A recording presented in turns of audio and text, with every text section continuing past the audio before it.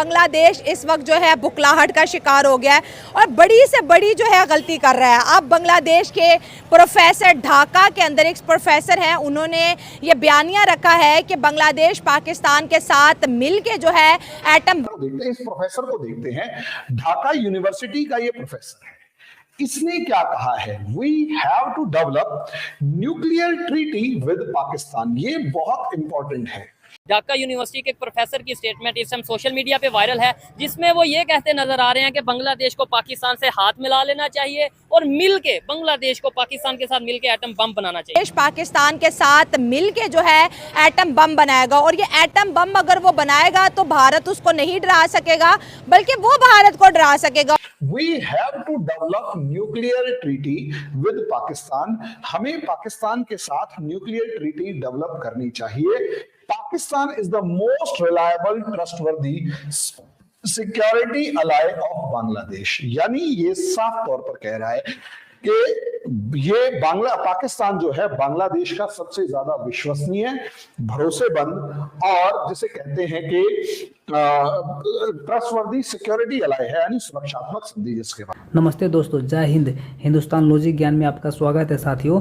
जैसा कि आपने वीडियो क्लिप में देखा कि पाकिस्तानी मीडिया ये चर्चा कर रहा है कि जब से बांग्लादेश में तख्तापलट की सरकार बनी है तब से बांग्लादेश बुरी तरह से बौखलाया हुआ है।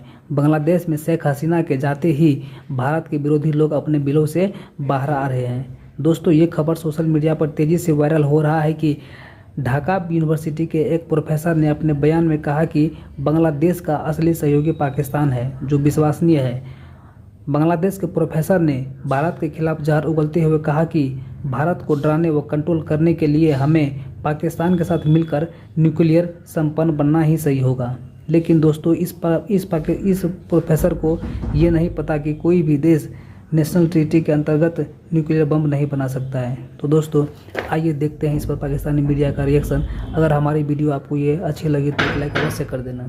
बांग्लादेश इस वक्त जो है बुखलाहट का शिकार हो गया है और बड़ी से बड़ी जो है गलती कर रहा है। अब बांग्लादेश के प्रोफेसर, ढाका के अंदर एक प्रोफेसर हैं, उन्होंने ये बयानिया रखा है कि बांग्लादेश पाकिस्तान के साथ मिलके जो है एटम बम बनाएगा और ये एटम बम अगर वो बनाएगा तो भारत उसको नहीं डरा सकेगा, बल्कि वो भारत को डरा सकेगा और बांग्लादेश पाकिस्तान का जो है एक अलॉय भी है।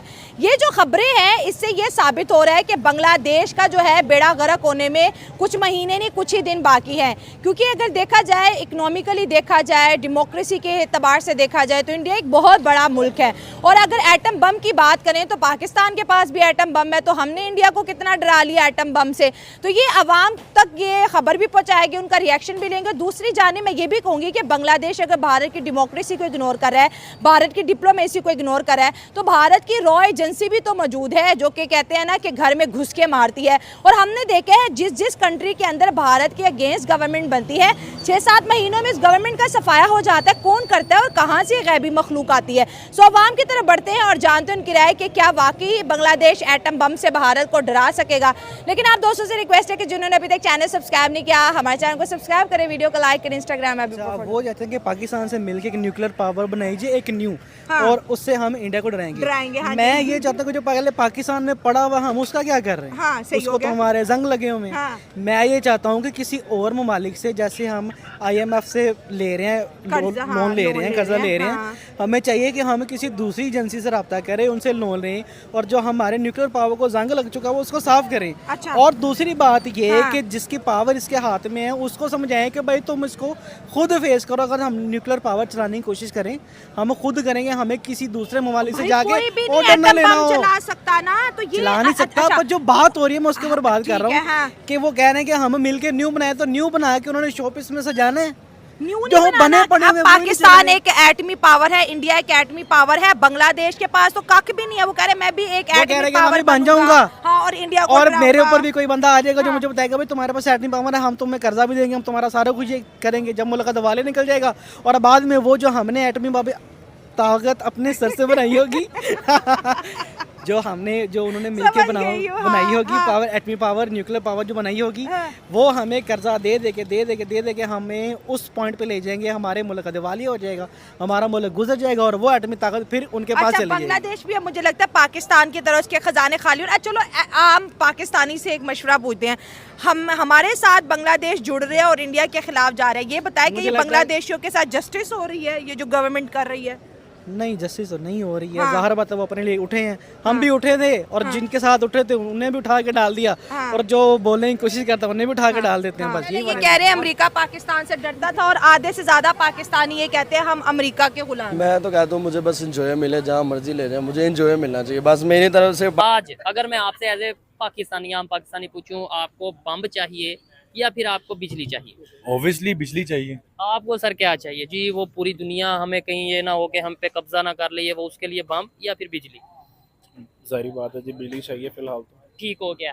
लेकिन खबरें ये आ रही हैं कि जी बांग्लादेश के प्रोफेसर हैं, जो बांग्लादेश के हालात हैं वो भी आपको शायद आइडिया हो गई, उन्होंने बोला कि पाकिस्तान के साथ मिल के हम न्यूक्लियर बम बनाते हैं और ताकि ये है कि हम भी पावरफुल हो जाएं। और ये चीज़ें दोनों कंट्रीज़ में इलेक्ट्रिसिटी क्राइसिस चल रहा है, उन्होंने इंडिया के पैसे देने हैं बिजली की मद में $800 मिलियन, हमने IMF के और पता नहीं किन किन के पैसे देने हैं।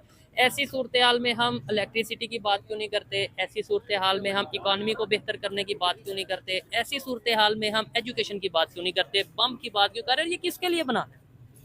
पहली बात तो ये है कि हमने देखना कि हमारे डेली यूज में क्या है, ये चीज़ है। ठीक है, तो हमने बॉम्ब का क्या करना है, ठीक है, ठीक है, तो हमने अपने काम पे फोकस करना है, जबरदस्त। जो हमारी लाइफ स्टैंडर्ड ऑफ लाइफ बेहतर हो सके। ठीक हो गया। लेकिन वो कैसे होगा? कैसे होगा? ऑब्वियसली हमें जो डेली यूज की चीजें हैं, बिजली के बगैर ना हम बिजनेस कर सकते हैं, ठीक ना है। किसी से ट्रेड कर सकते हैं। वो आ वाली बात हम यहाँ पे इसी डिस्कशन में लगे हुए हैं, हम ना अपनी एक्सपोर्ट की बात नहीं कर रहे हैं। हमारी डेली न्यूज में क्या चल रहा है आजकल, ऐसे ही है, नॉर्मल डिस्कशन में। बिल्कुल ऐसे ही है। यानी कि एजुकेशनल पॉइंट ऑफ व्यू से कोई डिस्कशन नहीं हो रही। ये डिस्कशन हो रही है कि जी अमेरिका हमारे खिलाफ, ये डिस्कशन हो रही है जी उसकी साजिश होगी, इसकी साजिश होगी। और एक सवाल ये है कि हम बनाएंगे, यानी कि हमने तो ऑलरेडी बनाया हुआ है, लेकिन इंटरनेशनल एक ट्रीटी है, मुआहदा है कि कोई भी अब मजीद कोई कंट्री न्यूक्लियर बम नहीं बना सकता, ठीक है। तो क्या बांग्लादेश और पाकिस्तान मिल के बनाना भी चाहें तो क्या इंटरनेशनल कम्युनिटी बनाने देगी बांग्लादेश को? यार हमने उस बॉम्ब का करना क्या है? ठीक है, जो हमारे पास है हमने उससे क्या यूटिलाइज कर लिया अब तक? कोई बिल्कुल। फायदा? हमारे हालात देख लें, मेरे सामने बनाने के बाद हम ज्यादा वर्स्ट कंडीशन में चले गए हैं। ये हाँ, ये बिल्कुल लॉजिकल बात है। जो लोग इसको वर्थ में समझ